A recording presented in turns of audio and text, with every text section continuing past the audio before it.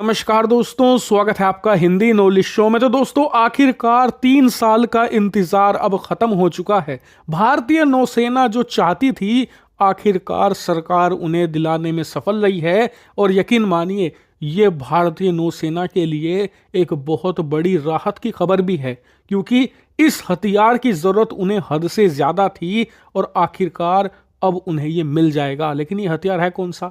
तो ये एक प्रकार की मिसाइल है, और ये एक ऐसी मिसाइल है जो भारत के पनडुब्बी बेड़े की ताकत को उस लेवल पर लेकर जाएगी जहां पर उनसे मुकाबला कर पाना, खास करके क्लोज कॉम्बैट रेडियस में, किसी भी देश के लिए संभव ही नहीं होगा। हम आउट क्लास कर देंगे दुश्मन देश की नौसेना को। और आपको और आसान भाषा में समझाऊं एक शब्द में, तो आप ये मानिए कि चीन तो छोड़ दीजिए, अमेरिकी नौसेना भी इस मिसाइल से डरती है क्लोज कॉम्बैट में आने के बाद। और इसीलिए इसे रूसी नौसेना का सबसे धारदार हथियार भी कहा जाता है। और जब मैं आपको इसकी खूबियां बताऊंगा ना, तो आप वाकई में ही माथा पकड़ लोगे कि यार, ये मिसाइल कई साल पहले हमें क्यों नहीं मिली। क्योंकि हमारी सेना को इतनी जरूरी मिसाइल, इतनी ताकतवर मिसाइल जब रूस ऑफर कर रहा था, तो हमने पहले ही क्यों नहीं खरीद ली। लेकिन मैं आपको उसका कारण भी बताऊंगा, लेकिन पहले मिसाइल का नाम जान लेते हैं। तो देखिए, इस मिसाइल का नाम है क्लूब एस मिसाइल, KLUB। जी हाँ, क्लूब मिसाइल। वैसे कई प्रकार से इसे कैलिबर मिसाइल के नाम से भी जाना जाता है, उसी फैमिली की ये मिसाइल है। इसकी रेंज है करीबन 300 किलोमीटर, और ये भारत की जो भी किलो क्लास की पनडुब्बियां हैं उनके अंदर डिप्लॉय करी जाएगी। और इस मिसाइल की 2 खासियतें हैं। पहला, जो मूविंग शिप्स होती हैं, जितनी भी प्रकार की एडवांस स्टेल्थ शिप्स होती हैं ना, उन्हें ये मारकर गिरा सकती है, चाहे वो चल रही है या एक जगह खड़ी है पानी में। दूसरी बड़ी बात, जो पनडुब्बी होती है ना, जब वो सरफेस पर आती है तो बहुत ही थोड़ा हिस्सा उसका ऊपर होता है, और इतने बड़े समुद्र में वहीं पर टारगेट को हिट करके मारकर गिराना बहुत मुश्किल होता है। लेकिन जो ये क्लूब मिसाइल है, ये मूविंग पनडुब्बी को सरफेस पर आने के बाद आसानी से धराशायी कर सकती है। और अब आ जाते हैं इसकी सबसे बड़ी खासियत पर। क्यों इसे रूस का धारदार हथियार कहा जाता है? तो इसका कारण है इसकी टेक्नोलॉजी। दरअसल ये मिसाइल एक्टिव रडार गाइडेंस के साथ आती है, और इतना ही नहीं, एंटी GPS जैमिंग रिसीवर भी इसमें लगे हुए हैं।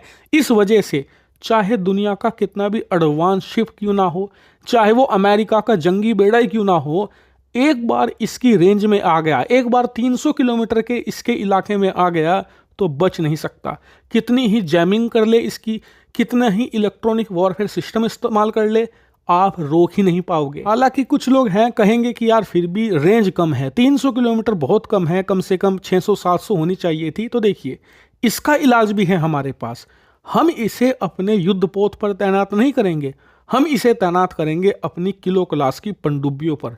और पनडुब्बी वो करीबन 1500 से 2000 किलोमीटर की रेंज के साथ आती है। यानी कि वो पनडुब्बी बहुत ही आसानी से, बिना किसी को दिखे, बिना किसी को पता लगे, दुश्मन देश के जंगी बेड़े, चाहे वो एयरक्राफ्ट कैरियर है, युद्धपोत है या डिस्ट्रॉयर है, उसके करीब पहुंचेगी, मिसाइल फायर होगी और दुश्मन को वहीं पटका देगी।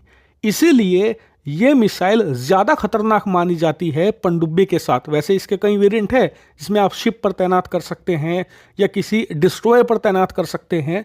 लेकिन जो इसका पनडुब्बी वाला वेरिएंट है, जो भारत ने खरीदा है, वो सबसे ज्यादा खतरनाक माना जाता है, क्योंकि दोनों का कॉम्बिनेशन बहुत ही लीथल होता है। लेकिन आपका सवाल होगा कि यार, जब ये इतनी ताकतवर और इतनी शक्तिशाली मिसाइल है, तो भारतीय नौसेना के लिए इसे पहले क्यों नहीं खरीदा गया? तो आपको बता दूं, हम पहले से इसके 2 वेरिएंट इस्तेमाल कर रहे हैं, क्लूब S और क्लूब N।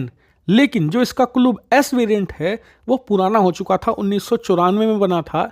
अब जो हमने खरीदा है वो लेटेस्ट एक तरीके से वेरिएंट है, और उसे बनने में भी समय लगा। और इसीलिए जब वो बनकर पूरी तरीके से तैयार हुआ, फिर भारत ने एक तरीके से देखा उसकी प्रोग्रेस को और सोचा कि वाकई में ही इसे खरीदना अपग्रेड रहेगा।